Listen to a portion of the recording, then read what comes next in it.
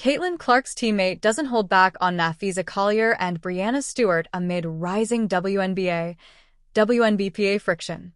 It shocked just about everyone when Napheesa Collier turned her exit interview into a full-blown battle cry. "I just got to the point where I was fed up," she admitted. Her words were so powerful that even Caitlin Clark called the moment by far the most important in league history. But was Collier's speech just raw emotion, or was it a calculated move to turn the pressure up on the league and give Unrivaled a strategic advantage? That's a debate still raging among fans. And now Sophie Cunningham is pouring more fuel onto that fire. While talking to co-host West Wilson on her podcast Show Me Something, Sophie Cunningham revealed some interesting details. This is kind of some tea. So, both of these girls, Fee and Stewie, grade F. Players, right? Like, yeah, phenomenal. I can't say enough good things about them on the court. But they're also a part of our exec board. And so that could be a little conflict of interest because W and Unrivaled. Both Napheesa Collier and Breanna Stewart are vice presidents of the Wnba. Now think about that for a second.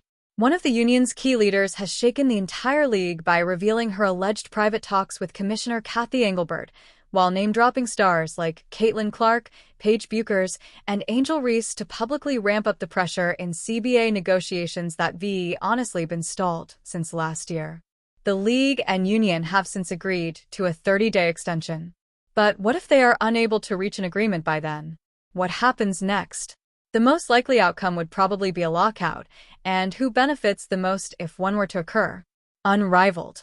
A competition that's seen a 10x rise in its valuation within a year of its inception, of course. Wilson also points out in the same pod that Unrivaled runs for 9 weeks and is by no means a small league to begin with, potentially hinting at a scenario where they could expand even further to challenge the WNBA directly. That's when Sophie Cunningham jumped back in, saying, "That's why there's some conflict of interest a little bit." So that's interesting. But I will say I think it's cool that they're paying these players because now they're allowed to stay stateside. For the founders, the mission behind Unrivaled was never to compete directly with the WNBA. It was to provide players with a genuine alternative during the off-season. A league where they can stay home, make good money, and avoid the physical and emotional toll of playing overseas. With a total salary pool of $8 million, Unrivaled set a new standard. For the founders, the mission behind Unrivaled was never to compete directly with the WNBA. It was to provide players with a genuine alternative during the off-season. A league where they can stay home, make good money, and avoid the physical and emotional toll of playing overseas.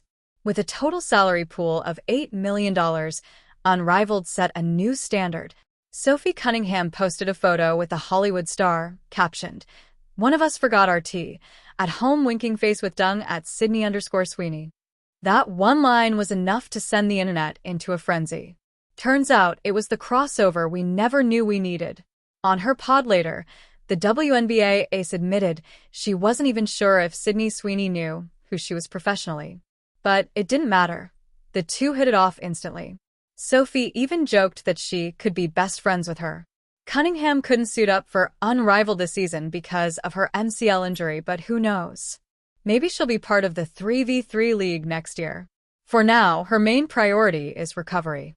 Still, she hasn't exactly disappeared during her downtime. It's quite the opposite. She has been enjoying the off-court life, attending headline events, including a recent Indiana Pacers game, as she and other WNBA players patiently wait for the final verdict on the CBA negotiations.